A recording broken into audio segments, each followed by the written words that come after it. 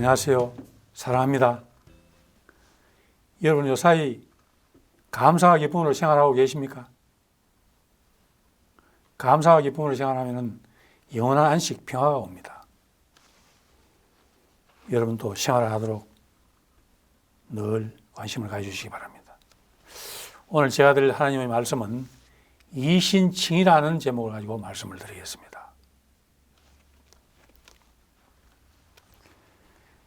여러분, 하나님은 창조를 하실 때 뭘로 하십니까? 창세기에서 말씀으로 한다고 되어 있습니다. 첫 번째 창조가 사단의 존재에 의해서 창조 질서가 많이 깨뜨려졌어요. 자녀로 만들어 놓으니까 이 사단의 선악과를 먹고 전부 아버지를 원수로 취급하고 친형제도 몰라보고 전부 원수로 취급하는 이런 탕자가 되어버렸어요. 그래서 다시 창조해야 돼요. 재창조해야 됩니다. 재창조도 마찬가지로 창조입니다. 창조이기 때문에 말씀으로 하십니다. 재창조는 언제 이루어집니까? 죽고 나서 부활하는 것을 재창조라고 합니다. 이신칭이 너의 믿음을 의로 여겨준다는 말씀 선언에 의해서 다시 부활해서 살아가는 것이 이신칭입니다. 이신칭이는 죽지 않으면 할 수 없습니다. 그래서 죽음이 성도들한테는 굉장히 귀하다고 말씀드린 이유입니다. 이 말씀은 곧 사랑이고 성령이고 하나님입니다. 하나님의 말씀은 진리이기 때문에 말씀하시면 반드시 이루어집니다. 그렇기 때문에 천지 만물을 창조할 수 있는 능력이 있는 겁니다. 그러면 이신칭이라는 것은 최초로 받은 사람은 누군지 아십니까? 아브라함입니다. 아브라함이 최초로 이 이신칭의를 하나님으로 받은 첫 번째 사람입니다. 그래서 우리가 아브라함을 믿음의 조상이라고 하는 이유가 여기에 있습니다. 아브라함 이전에도 많은 의인들이 있었습니다. 120년 동안 하나님의 말씀을 따라서 노아의 홍수에 대비해서 방주를 지었던 노아, 또 이 창조주를 하나님이라고 부른 에노스라는 분, 그 다음에 하나님에게 들려 올라가가지고 하나님과 늘 동행하면서 생활한 에녹 등 많은 의인들이 있었습니다. 그러나 하나님으로부터 너의 믿음을 의로 여겨준다고 칭함을 받은 사람은 아브라함이 첫 번째 분입니다. 그래서 믿음의 조상이라는 겁니다. 그 이신칭의가 죽고 부활하는 것을 얘기했는데 부활하는 순서는 어떻게 되느냐? 데살로니가전서 4장 13절에서 18절까지 보면은 믿는 자 중에 죽어서 주님 소에 잠자는 자가 먼저 일어납니다. 살아서 믿는 자는 하늘로 들려 올라가서 부활합니다. 하나님의 마지막 나팔 소리에 혼련히 부활해 하늘로 들려 올라갑니다. 그래서 예루살렘 성에 입성해서 하나님과 영원히 삽니다. 그러면 이신칭의는 누구가 할 수 있냐? 하나님은 우리 사람의 마음까지 전부 꿰뚫고 보시는 분입니다. 그렇기 때문에 이신칭의를 선언할 수 있는 분은 하나님밖에 없습니다. 하나님 외에는 없습니다.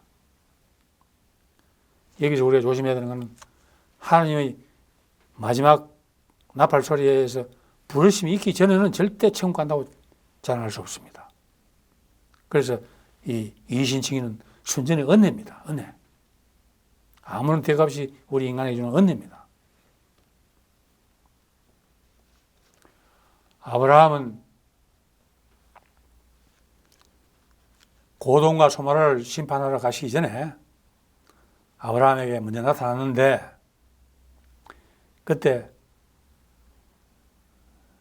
너에게 1년 후에 아들이 날 것이라고 이야기를 해줬습니다. 그때도 누군지 몰랐는데 아브라함이 암송아지를 잡고 해서 풍성하게 손님을 대접을 했습니다. 세 사람의 천사가 왔는데 그 세 사람 천사 중에 한 분이 하나님이었다는 겁니다. 대접을 하고 내가 1년 후에 사라의 몸에서 네 아들이 태어날 것이다 하고 얘기하니까 그걸 믿을 사람이 있겠습니까? 그래서 사라가 코웃음을 쳤습니다. 하나님이 왜 코웃음 짓느냐? 내 하는 말이 잘 믿지 못하겠냐? 물으니까 아니다고 얘기해요. 나 웃은 적이 없다고 얘기해요. 실제로 웃었습니다. 말이 하도 말 같지 않아서 웃은 거 아니겠습니까? 이 경이 다 끊어졌는데 어떻게 아들을 낳습니까? 그런데 1년 후에 아들 딱 태어나고 보니까 야, 하나님 참 못하실 일이 없는 하나님이시구나. 정말 믿을 수 있는 분이구나. 하나님 말씀 진리인 그대로 하시면 반드시 이루어지는구나 하는 것을 확실히 믿게 됐습니다. 그래서 아브라함이 소돔과 고모라 땅까지 걸어가면서 하나님하고 대화를 했습니다. 하나님, 소돔과 고모라를 심판하시는데 의인이 50명, 40명, 30명, 20명, 10명까지 되면은 심판을 하지 말아 주십시오. 그 의인들 죽여서는 되지 않지 않습니까? 하니까. 그래, 알겠다. 그때 아브라함이 하나님께 고백을 했습니다.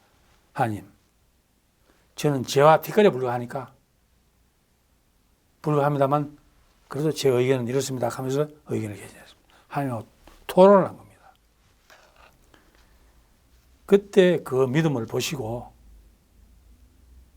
하나님은 사람의 마음속을 다 꿰뚫고 계시니까 이 사람 참 믿음이 충실하구나.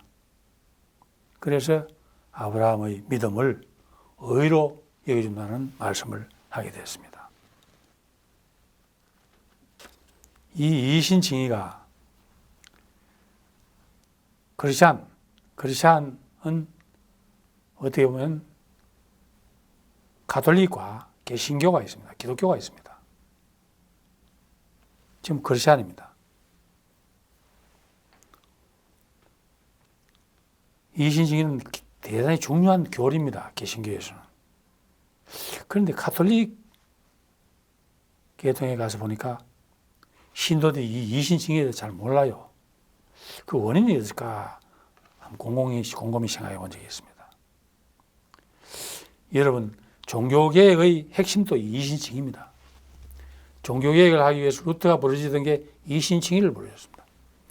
하나님의 은혜 덕분에 우리가 믿음으로 천국 가는 것이지 면죄부 때문에 가는 게 아니다.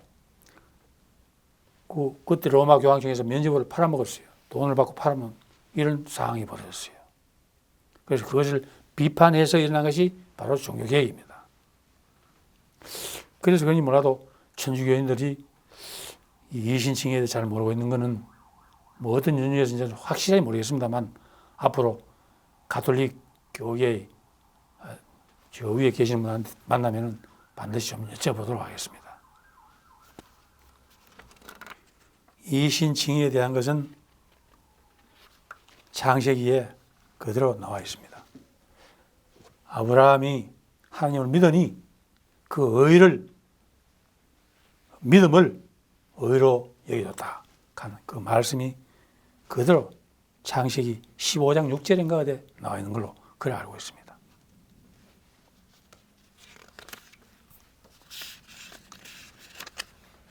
그래서 우리가 흔히 여기서 유의를 해야 될 것은 이신칭의라는 것은 하나님의 선언인데 하나님의 선언이 있기 전에는 누구도 천국 간다고 자랑해서는 안 됩니다.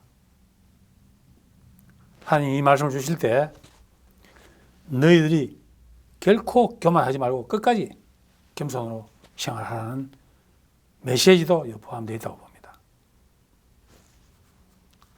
예수님도 얘기를 하시잖아요. 나는 천국 간다. 말로 듣던 사람들 절대 천국 가지 못할 것이라고 얘기한 적도 있습니다.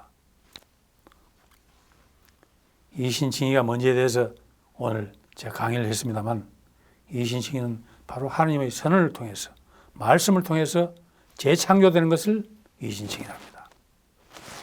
여러분, 오늘도 제 강의를 잘 경청해 주셔서 대단히 감사합니다. 여러분 사랑합니다. 감사와 기쁨으로 생활을 하도록 하시기 바랍니다.